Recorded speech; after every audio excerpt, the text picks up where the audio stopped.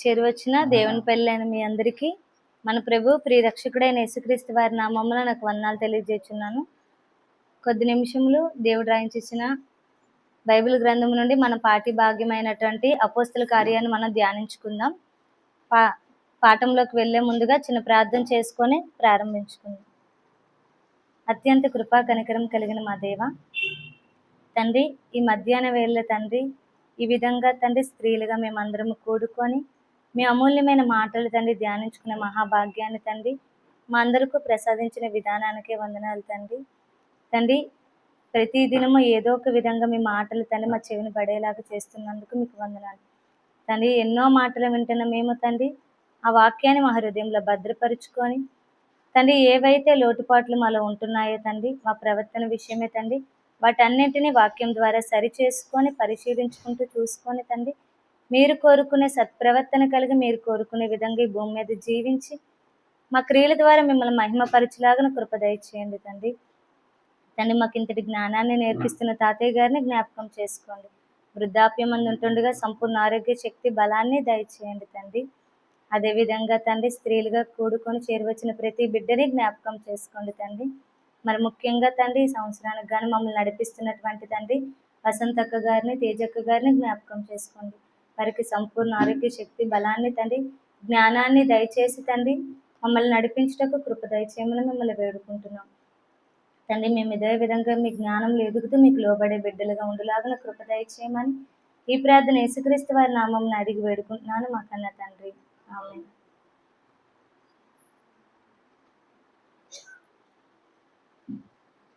మరొకసారి చేరువచ్చిన స్త్రీలైన వారందరికీ మన ప్రభు రక్షకుడైన యేసుక్రీస్తు వారి నామంలో నాకు వందనాలు తెలియజేస్తున్నాను. అదేవిధంగా పెద్దలైనటువంటి వసంతక్క గారికి, తేజక్క గారికి, 5 పెద్దలకి నాకు వందనాలు తెలియజేస్తున్నాను. లెక్చరర్స్ అయిన వారందరికీ కూడా నాకు వందనాలు తెలియజేసుకుంటూ మన పాఠ్య భాగాన్ని కొద్ది నిమిషాలు ఆలోచించుకుందామండి. అపోస్తల కార్యములు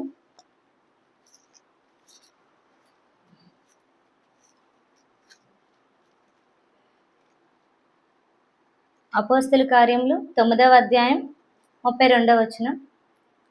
అపోస్తల కార్యములు 9వ అధ్యాయం 32వ వచనం 31వ వచనం వరకు ముందుటి వారం అరుణ గారు బోధించి ఉన్నారు కనుక 32వ వచనం నుండి మనం ధ్యానించుకుందామండి. ఆ తర్వాత పేతురు సకల ప్రదేశములలో సంచారం చేయుచు లుద్దాలో కాపురం ఉన్నాం పరిశుద్ధుల యొద్దకు వచ్చెను. ఇక్కడ ఏమని రాయబడుతుందండి, మనకి 9వ అధ్యాయం పై భాగం నుండి పౌలు గారు మనకి కనిపిస్తారు. పౌలు గారు ఎలా మారు మనసు పొందడం, సంఘాలను ఏ విధంగా ఇబ్బంది పెట్టిన తర్వాత యేసుక్రీస్తు వారు ఆయనకు దర్శనం అందు కనిపించిన తర్వాత ఆయన మాట్లాడడం, ఆయన మార్పు చెందడం, ఇదంతా మనకి ముందు వచ్చిన వారు బోధించి ఉన్నారు. అయితే ఏం జరిగింది ఏంటి, ఆ తర్వాత మారిన తర్వాత ఆయన క్రీస్తుని తెలుసుకున్న తర్వాత ఏ క్రీస్తు గురించి ప్రకటిస్తే హింసిస్తూ వచ్చారో ఆ క్రీస్తుని అంగీకరించిన తర్వాత ఆ క్రీస్తుని గురించి ఎంతో గొప్పగా ప్రకటించడం అనేది మనం చూస్తాం. అలా ప్రకటించడం కోసం ఆయన ప్రారంభించిన తర్వాత యెరూషలేము సంఘానికి వెళ్ళి అక్కడ ఉన్న అపోస్తలులకు ఆయన కలిసి వాళ్ళతో మాట్లాడి అక్కడ నుండి ఆయన బయలుదేరడం అని జరుగుతుంది. అయితే అలా బయలుదేరిన తర్వాత ఏం జరిగిందో మనకి కింద సందర్భాల్లో జరుగుతుంది. ఏంటి అంటే పేతురు గారు ఏం చేశారంటే అండి, సకల ప్రదేశంలో సంచారము చేయుచు, మనం ముందు కూడా చూసుకున్నాం పేతురు గారు సంచారం చేయడం అనేది. పేతురు గారు ఎప్పుడైతే యేసుక్రీస్తు వారికి ఒక మాట చెప్పారు, నేను వచ్చిన వరకు మీరు పరిశుద్ధాత్మ దేవుని పొందుకునే వరకు మీరు ఇక్కడ ఉండండి అన్నారు. అలా పొందుకున్న తర్వాత వారు ఏం చేశారండి, వారు అనేకమైన ప్రాంతాలు యూదయ, సమరియా, ఈ గలిలయ ఈ ప్రాంతాలన్నీ వారు సంచరించడం అనేది జరిగింది. అలా వారు సంచరిస్తూ దేవుని సువార్తను వారు ప్రకటించారు. అలా ప్రకటించేటప్పుడే కదా యోహాను గారు, పేతురు గారు కలిపి సమరియా పట్టణానికి వెళ్తారు. అక్కడికి వెళ్ళి వారు బోధించడం అనేది, అక్కడికి వెళ్ళిన తర్వాత ఫిలిప్పు గారు అక్కడ ఉండడం, అక్కడికి వీరు వెళ్ళడం అనేది మనం ముందు అధ్యాయాల్లో చూసుకొని వచ్చాం. అలానే ఇప్పుడు ఎక్కడికి వెళ్తున్నారు పేతురు గారు అంట, చూడండి 32వ వచనం. ఆ తర్వాత పేతురు సకల ప్రదేశంలో సంచారం చేయొచ్చు ఎక్కడికి వెళ్ళారంటే అండి,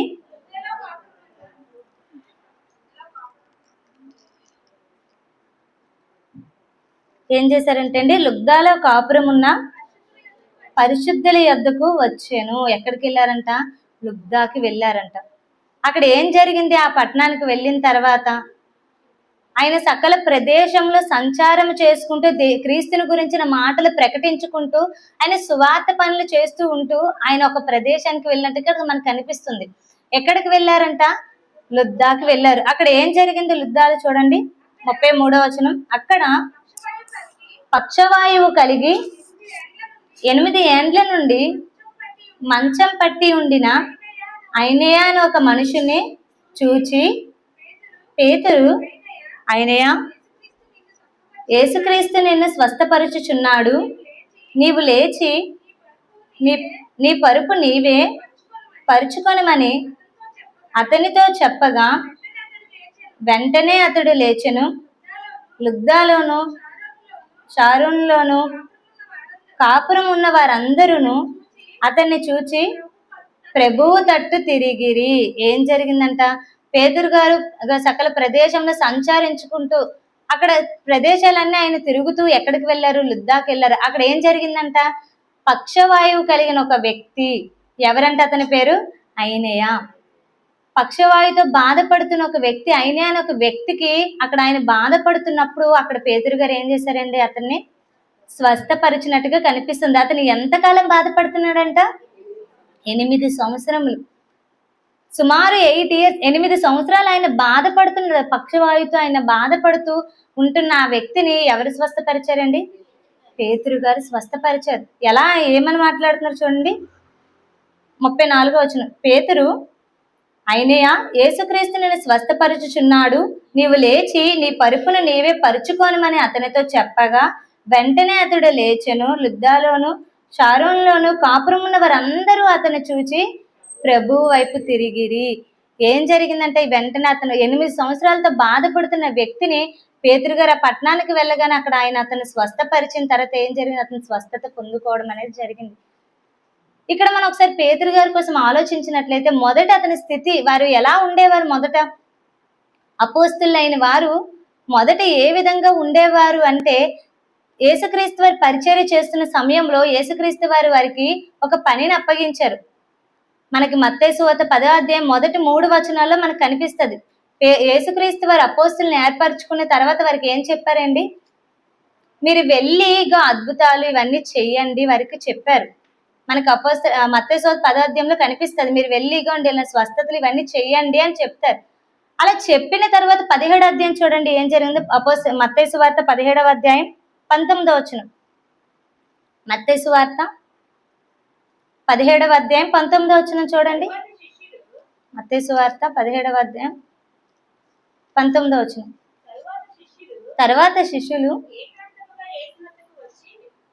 ఏకాంతముగా యేసునొద్దకు వచ్చి మేమెందుచేత దాన్ని వెళ్ళగొట్టలేకపోతామని అడిగిరి. అందుకైన మీ అల్ప విశ్వాసము చేతనే మీకు ఆవగింజంత విశ్వాసం ఉండిన ఎడల ఈ కొండను చూచి ఇక్కడి నుండి అక్కడికి పొమ్మనగానే అది పోవును. మీకు అసాధ్యమైనది ఏదియూ నుండదని నిశ్చయంగా మీతో చెప్పుచున్నానని వారితో అనెను. ఇక్కడ యేసుక్రీస్తు వారు వారికి ఒక అపోస్తులైన వారు, ఎవరైతే శిష్యులైన వారు, వారికి ఒక వ్యక్తిని తీసుకొస్తారనమాట. ఆ వ్యక్తిని తీసుకొచ్చి స్వస్థపరచమన్నప్పుడు అది వారు చేయలేకపోతారు. అప్పుడు మరలా అతన్ని యేసుక్రీస్తు వారి దగ్గర తీసుకొచ్చినప్పుడు, ఇదిగో మీ శిష్యుల దగ్గరకు నేను తీసుకొచ్చాను నా కుమారుడిని, కానీ వారు స్వస్థపరచలేకపోయారు, కనుక మీరైనా స్వస్థపరచండి అని యేసుక్రీస్తు వారిని అడుగుతున్నారు. మనకి మత్తయి సువార్త 10వ అధ్యాయం ఒకసారి చూడండి. మత్తయి సువార్త 10వ అధ్యాయం మొదటి 3 వచనాలు చూడండి. మత్తయి సువార్త 10వ అధ్యాయం మొదటి వచనం చూడండి.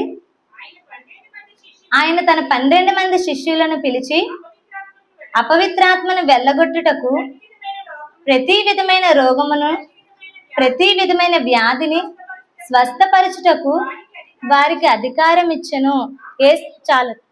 అక్కడ యేసుక్రీస్తు వారు వారిని పంపించేటప్పుడు ఏం చేశారండి?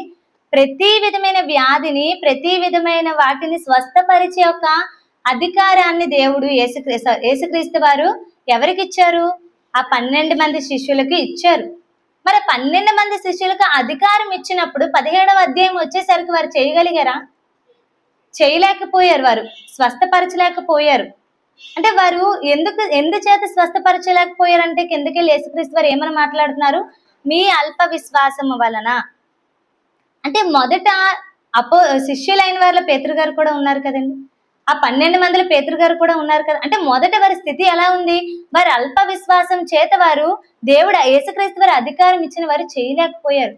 కానీ తర్వాత కాలం వచ్చేసరికి అపోస్తల కార్యంలో మనం చదువుకుంటున్నాం. ఆ ముందు కూడా మనం దేవాలయంలోని ఒక వ్యక్తిని, ఆయన కుంటివాడిని స్వస్థపరచడం కానివ్వండి, ఇప్పుడు మనం చదువుకుంటున్న అయినయ్య అనే వ్యక్తిని స్వస్థపరచడం కానివ్వండి. అతను ఎన్ని సంవత్సరాలుగా బాధపడుతున్నాడండి? 8 సంవత్సరాలుగా బాధపడుతున్నాడు పక్షవాయువుతో. అలాంటి వ్యక్తిని ఏం చేశారండి పేతురు గారు? స్వస్థపరిచారు. ఒకప్పుడు అల్ప విశ్వాసం చేత వారు స్వస్థపరచలేకపోయినా తర్వాత వారి విశ్వాసం ఎంతగా అభివృద్ధి చెందిందో చూడండి. ఎంతగా దేవుడి పట్ల వారు ఎదిగారో చూడండి. ఎంత నమ్మకం కలిగి ఉన్నారు చూడండి. ఒకప్పుడు వారు అల్ప విశ్వాసం చేత వారు స్వస్థపరచలేకపోయినా ఇప్పుడు వారు తర్వాత కాలం వచ్చేసరికి వారి విశ్వాసం చేత ఎంతో మందిని స్వస్థపరిచి ఆ స్వస్థతల చేత వాక్యాన్ని వారు స్థిరపరిచారు. వాక్యాన్ని వారు నిలబెట్టగలిగారు. ఎంతో మందిని దేవుడి వైపు వారు నడిపించారు. ఇలానే ఇదొక్క విషయమే కాదు, తర్వాత వారు వచ్చేసరికి ఎన్నో విషయాల్లో వారు మారినట్టుగా, వారు ఎంతో గొప్పగా దేవుళ్ళు ఎదిగినట్టుగా మనకి కనిపిస్తుంది. ఒకప్పుడు పేతురు గారు యేసుక్రీస్తు వారిని ఒప్పుకునే విషయంలో ఎలా ఉన్నారండి? ఒప్పుకున్నారా ఆయన? ఒప్పుకోలేదండి. నువ్వు నజరేయుడని యేసుక్రీస్తు వారితో తిరిగిన వాడివే కదా అంటే ఆయన ఏం చేశారండి? కాదు నాకు ఆయన ఎవరో తెలియదు అనేసారు. కానీ తర్వాత కాలం వచ్చేసరికి అపోస్తుల కార్యం మనం చదువుకుంటూ వచ్చాం. ఎలా వారు మాట్లాడుతూ వచ్చారండి? తర్వాత వచ్చేసరికి మనం ఆల్రెడీ చదువుకొని వచ్చాం కాబట్టి నేను ఆ రిఫరెన్సెస్ మీకు తీయనివ్వట్లేదు. తర్వాత కాలం వచ్చేసరికి ఎలా మారారు వారు? మేము కన్న వాటిని విన్న వాటిని మేము చెప్పకుండా ఉండం, ఆ క్రీస్తు వారి కోసం మేము చెప్పకుండా ఉండలేము అన్న స్థాయికి వారు ఎదిగారు. ఒకప్పుడు అదే పేతురు గారు యేసుక్రీస్తు ఎవరో నాకు తెలియదు అని మాట్లాడేశారు. కానీ కొంతకాలం వచ్చేసరికి అదే పేతురు గారు ఎలా మాట్లాడుతున్నారు? నేను ఖచ్చితంగా చెప్తాను. 2వ అధ్యాయంలో మనం చదువుకొని వచ్చాం. ఎలా మాట్లాడతారండి? మీరు చంపిన క్రీస్తే. ఆ చంపుతున్నారనే కదా భయపడ్డారు పేతురు గారు. ఆయన తీసుకెళ్ళిపోతున్నారు, చంపేస్తారు, మేము ఆయనతో పాటు తిరిగిన వారం అంటే మాకు అదే గతి పడుతుందని భయంతో వారు మాట్లాడలేకపోయారు.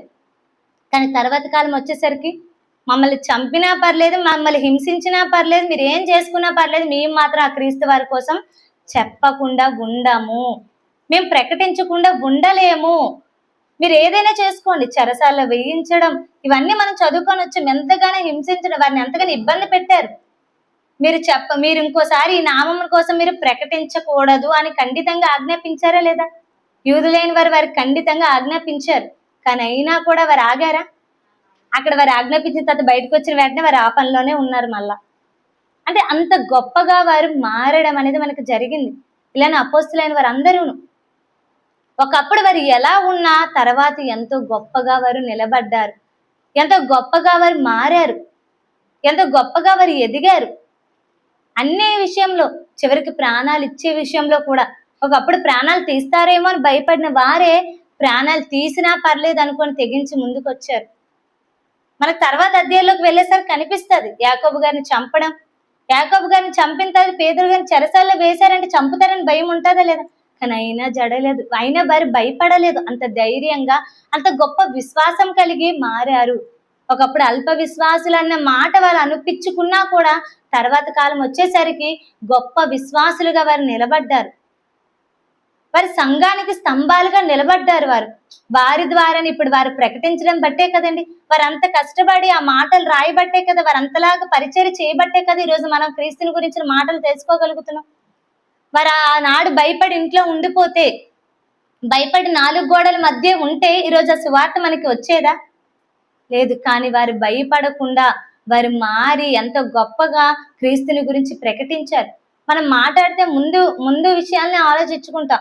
పేతురు గారు అప్పుడు క్రీస్తుని ఒప్పుకోలే కదా, ఒకప్పుడు వారు భయపడ్డారు కదా, ఒకప్పుడు వారు అలాగున్నారు కదా అంటాం. కానీ తర్వాత మారిన తర్వాత ఎంత గొప్పగా మారారు, ఎంత గొప్పగా వారు చేశారు. లాస్ట్ వీకే మనకు చెప్పారు అరుణ ఆంటీ గారు. ఒకప్పుడు పౌలు గారు సౌలుగా ఉన్నప్పుడు ఎలా ఉన్నారండి? అదే మనం గుర్తు చేసుకుంటాం. కానీ సౌలుగా ఉన్న ఆయన పౌలుగా మారిపోయిన తర్వాత ఆయన జీవితం ఎంత గొప్పగా ఉంది. ఎంత భయంకరంగా హింసించిన ఆయన, భయంకరంగా చంపిన ఆయన, ఎంతో ఘోరాతి ఘోరంగా హింసించాడు క్రైస్తవులు, ఎంత భయంకరంగా చంపాడు. స్త్రీలని భేదం లేకుండా అందరినీ చంపారు. ఎంత భయంకరంగా ఉన్నాడు ఆయన. కానీ ఎప్పుడైతే క్రీస్తుని తెలుసుకున్న తర్వాత ఎంతో భయంకరంగా శ్రమలు పడింది కూడా ఆయనే. ఎంత భయంకరంగా హింసించిన ఆయన క్రీస్తుని తెలుసుకున్న తర్వాత, విశ్వాసిగా మారిన తర్వాత ఎంతో గొప్పగా ఎన్నో శ్రమలు అనుభవిస్తూ చివరికి ప్రాణాలు కూడా లెక్క చేయకుండా పరిచర్య చేశారు. ఈరోజు మనం పేతురు గారి కోసం కూడా అదే నేర్చుకోబోతున్నాం. పేతురు గారు కూడా ఒకప్పుడు ఎలా ఉన్నా తర్వాత ఎలా ఉన్నారు ఆయన? ప్రాణాలు కూడా లెక్క చేయకుండా దేవుడి కోసం నిలబెట్టేవారుగా, దేవుడి కోసం నిలబడేవారుగా, గొప్ప విశ్వాసిగా ఆయన కనిపిస్తున్నారు. ఆయన ఎన్నో అద్భుతాలు చేసి దేవుడి వాక్యం కోసం, క్రీస్తుని గురించి పరిచర్య చేయడం కోసం అక్కడ ఆయన అదే మాట్లాడుతున్నాడు. ఏమని? క్రీస్తు నామమున. ఎవరైనా మీకు అక్కడ స్వస్థపరుస్తుంది? అక్కడ ఎవరు స్వస్థపరుస్తున్నారు చూడండి. అపోస్తుల కార్యములు 9వ అధ్యాయం చూడండి. అపోస్తుల కార్యం 9వ అధ్యాయం 34వ వచనం చూడండి. పేతురు, అయినయా యేసుక్రీస్తు నేను స్వస్థపరచుచున్నాడు, నీవు లేచి నీ పరుపు నీవు పరుచుకోమని అతనితో చెప్పాను. అక్కడ చేస్తుంది పేతురు గారు, కానీ ఎవరి నామమున చేస్తున్నారు? యేసుక్రీస్తు వారి నామమున. యేసుక్రీస్తు వారి నామమున ఆయన ఏం చేస్తున్నారండి? అద్భుతాలు, సూచక్రియలు అక్కడ జరుగుతున్నాయి. ఎందుకు అంటే ఇక క్రీస్తుని వారు అంగీకరించట్లేదు. ప్రారంభ శతాబ్దంలో యూదులైన వారు క్రీస్తుని అంగీకరించారండి? లేదు. ఆయన అంగీకరించడానికి వారు ఎవరు ఇష్టపడలేదు. కనుక మీరు ఏ క్రీస్తునైతే మనం ముందధ్యాయులు చదువుకున్న ఏ క్రీస్తునైతే మీరు హింసించారో, చంపారో ఆ క్రీస్తు నామమునే అదిగో ఆనాడు దేవాలయంలో అతను స్వస్థపరచబడ్డారు. ఇప్పుడు అయినయా అనే వ్యక్తి కూడా ఎవరి నామమున స్వస్థత పొందుకున్నాడండి? యేసుక్రీస్తు వారి నామమున. యేసుక్రీస్తు వారి నామమున ఇదిగో మీరు అంగీకరించట్లేదన్న ఆ క్రీస్తునే హైలైట్ చేస్తున్నాం. ఈరోజు మనం అలా చేయగలుగుతున్నామా? క్రీస్తు పేరు చెప్తే ఇబ్బంది పెడతారు, క్రీస్తు పేరు చెప్తే తిడతారు, క్రీస్తు పేరు చెప్తే కొడతారని భయంతో క్రీస్తు పేరు చెప్పడానికి ఆలోచిస్తున్నామా? భయపడకూడదండి. ఈరోజు మనం దేవుని సువార్త చెప్పడానికి భయపడకూడదు. వారేమంటారో వీళ్ళేమంటారో ఆలోచించి భయపడకూడదు. జాగ్రత్త కలిగి ఉండాలి. కానీ భయపడి నా ప్రాణాలు పోతాయేమో నేను నోరిపితే అనే ఆలోచన ఉండకూడదు. మనకి ఇప్పుడు ధైర్యంగా ప్రకటించాలి, ధైర్యంగా చెప్పాలి. కొంతమంది అడిగినా కూడా భయపడుతూ ఉంటారండి చెప్పడానికి. ఎందుకు? ఎవరేమనుకుంటారు, చెప్తే నన్ను ఎలా చూస్తారో. కానీ మనం ఒప్పుకోవాలి. మనం ఎన్నోసార్లు చదువుకున్న మాట ఏమని చెప్పారంటే, ఎవరైతే క్రీస్తుని ఒప్పుకుంటారో వారినే యేసుక్రీస్తు వారు ఏం చేస్తారండి? ఆయన వచ్చిన తర్వాత దేవుని ఎదుట ఒప్పుకుంటారు. మనం ఒప్పుకోవడానికి మన ప్రాణాలు పోతాయనో, లేదంటే మనం చెప్పడానికి మనకి ఏదో జరుగుతాదనో, లేదంటే మనం ప్రకటించడానికి మనకి ఏదైనా అపాయం వస్తుందని మనం ఆలోచించి ఒప్పుకోలేదనుకోండి, యేసుక్రీస్తు వారు మనల్ని కూడా తండ్రి ఎదుట ఒప్పుకోరు. వీళ్ళెవరో నాకు తెలియదు అనేస్తారు. ఒకప్పుడు భయపడ్డారు, కానీ తర్వాత వాళ్ళు ఎలా ఉన్నారండి? ఆ క్రీస్తు నామాన్ని ఎంతమంది ఇబ్బంది పెడుతున్నా ప్రతిసారి వారు ప్రకటించినప్పుడల్లా యేసుక్రీస్తు వారి కోసం చెప్తూనే ఉన్నారు. ఆ పేరెత్తితే కొడతారని తెలిసినా, ఆ పేరెత్తితే చంపుతారని తెలిసినా, అంతే కదండి. ఒకరి పేరెత్తితే మనకి దెబ్బలు పడతాయి, ఒకరి పేరెత్తితే మన తల నరికేస్తారన్నప్పుడు ఆ పేరు ఎత్తుతామా లేదా? ఎత్తుతామా అంత ధైర్యంగా? అస్సలు ఎత్తాం. అవునా లేదండి? ఎత్తాం. భయం. మనల్ని చంపుతారేమో అని భయం, మనల్ని హింసిస్తారేమో అని భయం. ఎందుకులే కోరండి ఎత్తడం అని మళ్ళీ మరీ తెలివితేటలు ఎంత బాగుంటాయంటే ఇండైరెక్ట్ గా చెప్దామని చూస్తాం. పేరు ఎత్తకుండా ఇండైరెక్ట్ గా చెప్పుకుందాము, ఎందుకులే పేరెత్తితే తలపోటు. డైరెక్ట్ గా క్రీస్తు అని మనం పేరెత్తామనుకో రాళ్ళతో కొడతారు. క్రీస్తు యేసుక్రీస్తు అని చెప్తే ఏమైనా అంటారేమో అని మనం ఏం చేస్తారంటే ఇండైరెక్ట్ గా మాట్లాడతారు.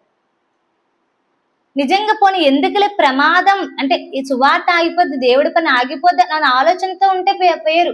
నాకేదో జరుగుతుంది, నన్నేదో కొడతారు అనే ఆలోచనతో గాని మనం భయపడుతూ యేసుక్రీస్తు వారిని ఒప్పుకోలేదే అనుకోండి, మనల్ని కూడా యేసుక్రీస్తు వారు ఒప్పుకోరు. మనం ఎంత పరిచర్య చేసినా, ఎంత కష్టపడినా యేసుక్రీస్తు వారి కోసం చెప్పడానికి మనం భయపడ్డామే అనుకోండి, మనల్ని కూడా మనం చనిపోయిన తర్వాత వీళ్ళు ఎవరో నాకు తెలియదు అంటాడు యేసుక్రీస్తు వారు.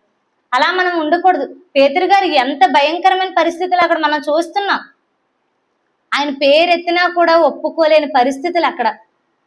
చంపడానికే తెగించి ఉన్నారు అక్కడ అందరూ చుట్టుపక్కల. కానీ అయినా కూడా ఆయన యేసుక్రీస్తు వారి పేరు పదే పదే ఎత్తుతూనే వచ్చారు వాళ్ళ దగ్గరే. మీరు చంపిన యేసే, మీరు చంపిన యేసే, మీరు చంపిన యేసే అని చెప్పుకుంటూనే వచ్చారు. అంటే ఎంత ధైర్యం కలిగి ఉన్నారు చూడండి. అంత ధైర్యం మనలో ఉండాలి. క్రీస్తు గురించి ప్రకటించేంత ధైర్యం మనలో రావాలి. వారు అదంతా ఎందుకు చేస్తున్నారు? దేవుని గురించి మాటలు వారికి ప్రకటించడం కోసం, క్రీస్తుని గురించి వారికి తెలియజేసి రక్షణలోకి వారిని నడిపించడం కోసం. ఎందుకంటే క్రీస్తు నామాన్నే కదా రక్షణ. ఇంకే నామంలో రక్షణ దొరుకుతుంది? మీరు రక్షింపబడాలి అంటే ఏం చేయాలి మేము అని అడిగినప్పుడు ఏం చెప్పారండి? మీరు నమ్మి క్రీస్తుని అంగీకరించి క్రీస్తు నామంన బాప్తిజం తీసుకుంటేనే రక్షణ దొరుకుతుంది. మనం క్రీస్తు నామంన బాప్తిజం తీసుకుని ఆయన్ని అంగీకరిస్తేనే మనకు రక్షణ. అందుకే వారు ప్రకటించుకుంటూ వచ్చారు. మనం భయపడి ఆయన పేరు ఎత్తకపోతే ఎలా తెలుసుకుంటారు వారు క్రీస్తుని గురించి? క్రీస్తుని గురించి తెలుసుకుంటేనే కదా రక్షణ. మరి అందుకే వారు అంత ధైర్యంగా ప్రకటించారు. కొడతారన్నా చంపుతారన్నా తప్పదు. ఆయన నామాన్నే మనం ప్రకటించాలి. ఆయన నామాన్నే మనకు రక్షణ వస్తుంది. కనుకే పేతురు గారు అంత ఖండితంగా ప్రతి దగ్గర ప్రకటించుకుంటూ వచ్చారు.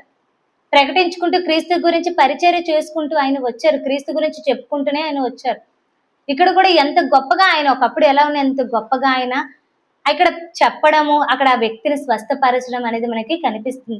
కిందకి వెళ్ళి మనం చూసినట్లయితే అదే అపోస్తల కార్యములు 9వ అధ్యాయం 36వ వచనం చూడండి. మరియు యొప్పేలో తబితా అని ఒక శిష్యురాలు ఉండెను. ఆమెకు భాషాంతరమున దోర్కా అని పేరు. ఆమె సత్క్రియలను ధర్మకార్యములను బహుగా చేసి ఉండెను. ఏం జరుగుతుందండి ఇక్కడ? ఏమైంది తర్వాత ఏం జరుగుతుంది మనం చూస్తే, మరియు యొప్పేలో తబితా అని ఒక ఎవరున్నారండి? తబితా అని ఒక శిష్యురాలు ఉన్నారట. ఆమెకు పేరుకు భాషాంతరం ఏంటంట అండి? దోర్కా. ఏంటి ఇంతకీ దాని అర్థం అని కింద ఫుట్ నోట్లో మనం చూసినట్లయితే చూడండి, లేడీ. ఈ తబితా అనే ఆమె ఎలాంటి ఆమె అంటే చూడండి, ఆమె కోసం పరిచర్య చేస్తే ఆమె కోసం ఇక్కడ ఏమని చెప్తున్నా చూడండి, ఆమె సత్క్రియలను ధర్మకార్యములను బహుగా చేసి ఉండెను. ఆమె ఏం చేస్తుందంటే అండి, సత్క్రియలు ధర్మకార్యాలు చేస్తుందంట. ఆమె ఎన్నో సత్క్రియలు చేస్తూ ఉన్నట్టుగా ఆమె కోసం ఇక్కడ రాయబడ్డం అనేది జరిగింది. అయితే ఆమెకి ఏం జరిగిందంటే కిందికి వెళ్ళి మనం చూస్తే 37వ వచనం, ఆ దినముల యందు ఆమె కాయలా పడి చనిపోగా వారు శవమును కడిగి మేడగదిలో పరుండబెట్టిరి. చదవండి. లుద్ద యొప్పేకు దగ్గరగా ఉండుట చేత పేతురు అక్కడ ఉన్నాడని శిష్యులు విని అతడు తడువు చేయక తమ యొద్దకు రావాలనని వేడుకొనుటకు 2 మనుషులను అతని యొద్దకు పంపిరి.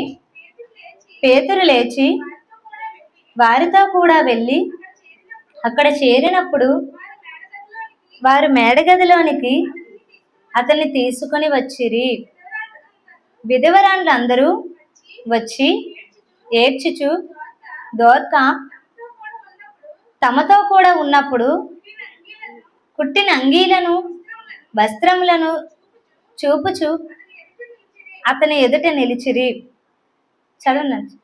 పేతురు అందరినీ వెలుపలకు పంపి మోకాళ్ళుని ప్రార్థన చేసి శవం వైపు తిరిగి తబితా లెమ్మనగా ఆమె కన్నులు తెరిచి పేతురుని చూచి లేచి కూర్చుండెను.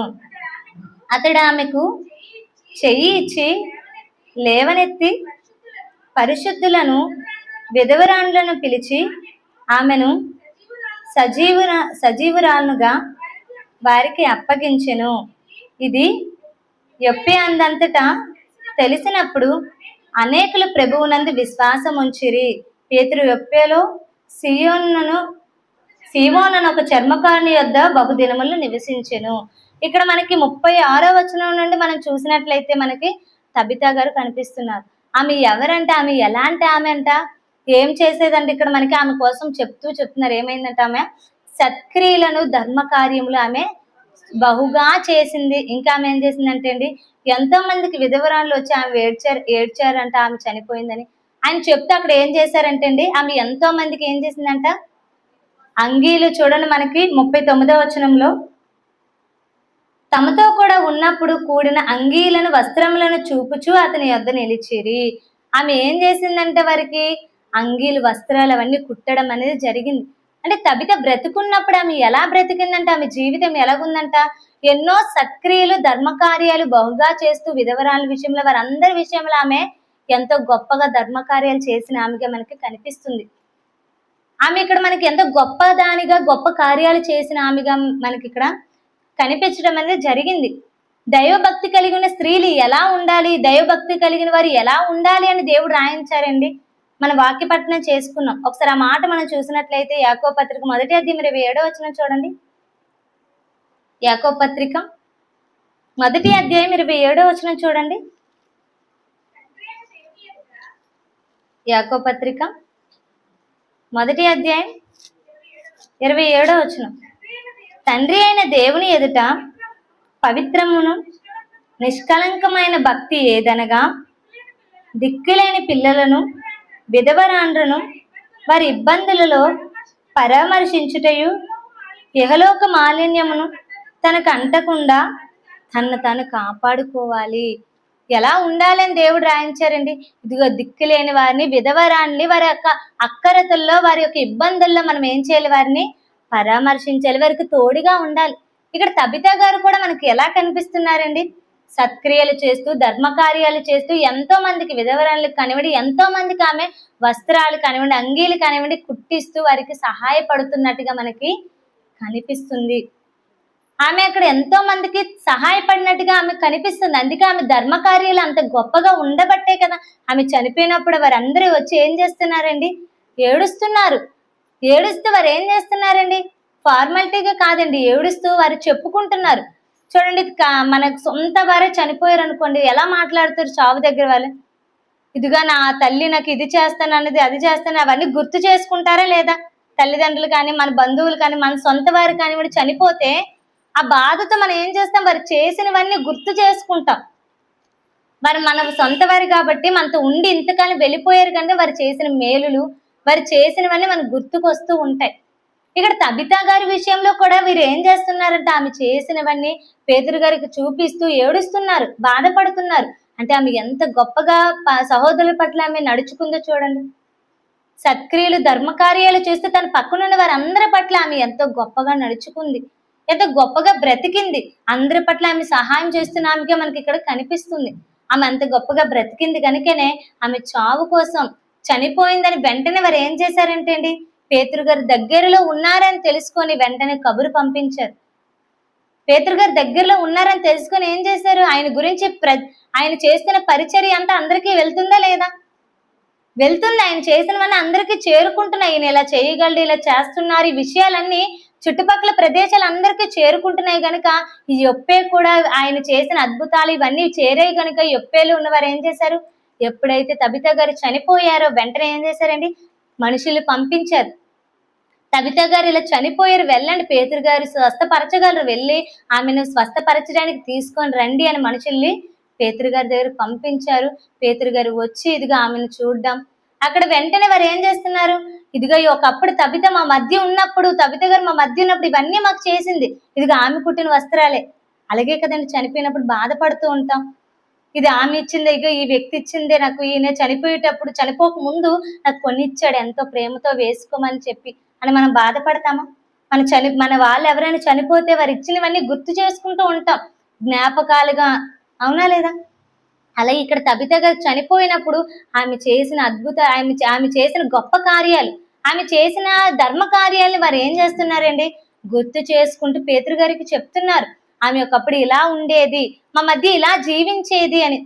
ఈ విషయాన్ని చూసి మనం ఏం నేర్చుకుని, మనం చనిపోయినప్పుడు కూడా నలుగురు మన కోసం చెప్పుకునేలాగా మన క్రియలు భూమి మీద ఉండాలి. మనం చెప్పుకునేలాగా ఏమ్మ చనిపోయింది, ఒక బాధ వదిలేసింది అన్నలా ఉండకూడదు. మన బ్రతుకు అలా ఉండకూడదు.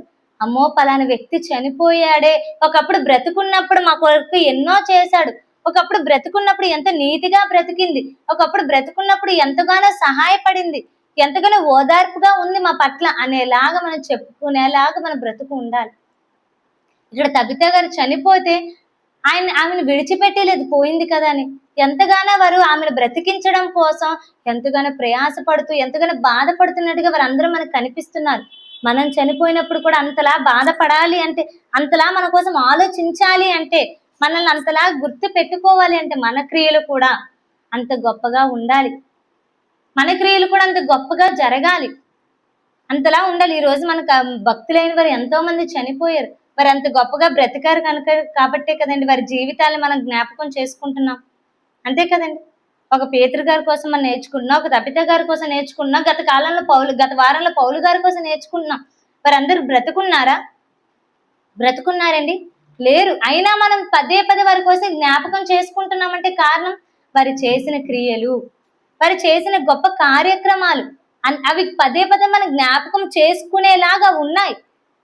అలాగే మన బ్రతుకులు కూడా, మనం చేసే భూమి బ్రతుకున్నప్పుడు మనం చేసే క్రియలు కూడా నలుగురు జ్ఞాపకం చేసుకునేలాగా అంత గొప్పగా దేవుడి కోసం బ్రతికిన వారిగా మనం ఉండాలి, అంతగా జీవించాలి. ఇక్కడ మనకి తబిత గారి జీవితం కూడా మన కళ్ళ ముందు కనిపిస్తుంది అని చెప్తే ఏమని రాయిస్తున్నా చూడండి. అపోస్తుల కార్యం 9వ అధ్యాయం 40వ వచనం నుండి చూడండి. అపోస్తుల కార్యం 9వ అధ్యాయం 40వ వచనం. పేతురు అందరినీ వెలుపలికి పంపి మోకాళ్ళలోని ప్రార్థన చేసి శవం వైపు తిరిగి, తబిత లెమ్మనగా ఆమె కన్నులు తెరిచి పేతురుని చూచి లేచి కూర్చుండెను. అతడు ఆమెకి చెయ్యి ఇచ్చి లేవనెత్తి పరిశుద్ధులను విధవరాండ్లను పిలిచి ఆమెను సజీవరాలుగా వారికి అప్పగించెను. ఇది యొప్పే అందంతటా తెలిసినప్పుడు అనేకులు ప్రభువునందు విశ్వాసముంచిరి. తర్వాత ఏమని చెప్తున్నారండి, ఎప్పుడైతే ఈ విషయాలన్నీ చేరాయో అక్కడ ఉన్న వాళ్ళందరూ ఏం చేశారంటే అండి, ప్రభువునందు విశ్వాసం ఉంచిరి. మనకి ఇదే అపోస్తుల కార్యం 9వ అధ్యాయం ఇందాక చదువుకున్నాం కదండి, 35వ వచనం చూడండి. అపోస్తుల కార్యం 9వ అధ్యాయం 35వ వచనం. వెంటనే అతడు లేచెను, లుద్దాలోను షారోన్లోను కాపురమున్న వారందరూ అతన్ని చూచి ప్రభువు తట్టు తిరిగిరి. ఇక్కడ ఏం జరుగుతుందంటే అండి, ఎప్పుడైతే వారు చేసిన కార్యక్రమాలను చూసి అనేకులు ఏం జరుగుతున్నారండి, ప్రభువు వైపు తిరుగుతున్నారు, ప్రభువు అందు విశ్వాసం ఉంచుతున్నారు. మనం ముందు అధ్యాయంలో కూడా చాలాసార్లు చూసుకొని వచ్చాం. ఇక్కడ వారు చేసిన అద్భుతాలు కానివ్వండి, వారు చేసిన కార్యక్రమాలు కానివ్వండి, వారు చేస్తున్న పనులను బట్టి ఏం జరుగుతుంది, అక్కడ ఏం జరుగుతుందండి, అనేక మంది దేవుని వైపు తిరుగుతున్నారు, దేవుని వైపు నడుచుకుంటున్నారు, తెలుసుకుంటున్నారు. ఇక్కడ మనం ఆలోచించాల్సిన విషయం ఏంటంటే, వారు చేసిన పనులు దేవుని వైపు నడిపించేవిగా ఉన్నాయి. వారు చేసే క్రియలు ఎలా ఉన్నాయంటే అండి, దేవుని వైపు విశ్వాసం కలిగిన వారిగా మార్చేలాగా ఉన్నాయి. అనేక మంది వారు చేసిన పనులు వాటన్నిటిని చూసి ఏం చేస్తున్నారు, అనేక మంది ప్రభువుని విశ్వసిస్తున్నారు, ప్రభువుని నమ్ముకుంటున్నారు, ప్రభు వైపు తిరుగుతున్నారు. ఈరోజు ఈ లేఖనాలు మనం చదువుకుంటున్నామంటే వాటి ద్వారా మనం నేర్చుకోవాల్సిన విషయాలు అనేకమైన ఉన్నాయి. వారి యొక్క చరిత్రలు, వారి యొక్క జీవితాలు, వారి బ్రతుకులు ఎన్నో విషయాలు మనకి నేర్పిస్తున్నాయి. అక్కడ వారు ఏం చేస్తున్నారు, వారు ఎన్నో పనులు, ఈరోజు మనం కూడా ఎన్నో పనులు చేస్తున్నాం, కానీ చేసే పనులు ఎలా ఉండాలి, దేవుని వైపు నడిపించేవిగా ఉండాలి. ఏ పని చేసినా ఈ పని ద్వారా అనేక మంది దేవుణ్ణి తెలుసుకుంటారా, అనేక మంది దేవుని వైపు దేవుణ్ణి నమ్ముకుంటారా, దేవుని విశ్వాసులుగా మారుతారా, విశ్వసిస్తారా అనేలా మన ప్రతి పని ఉండాలి. మన పని, మన మాట, మన ప్రవర్తన ప్రతిదీ. ఎందుకంటే మనుషులు ప్రతి దాన్ని అబ్జర్వ్ చేస్తారా లేదా, ప్రతి దాన్ని గమనిస్తారు. మరి ప్రతి దాన్ని గమనిస్తున్నప్పుడు మన పనుల వల్ల ఎవరు దేవుడికి దూరం అయ్యేలా ఉండకూడదు. మనం చేసే ప్రతి పని అనేక మందిని రప్పించేదిగా ఉండాలి. మనం మాట్లాడే మాట వల్ల కానివ్వండి, మనం చేసే పనుల వల్ల కానివ్వండి, మనం నడుచుకుంటే నడవడిక వల్ల కానివ్వండి, మన ప్రవర్తన వల్ల కానివ్వండి, ప్రతి దాని వల్ల ఏం జరగాలి, ప్రభు వైపు అనేకులు తిరిగేలాగా ఉండాలి. అనేక మంది ప్రభుని విశ్వసించేలాగా మన పనులు ఉండాలి. ఇక్కడ అదే జరుగుతుంది. వారు చేసే పనులు చూసి ఏం చేస్తున్నారట, అనేక మంది ప్రభు వైపు తిరుగుతున్నారు.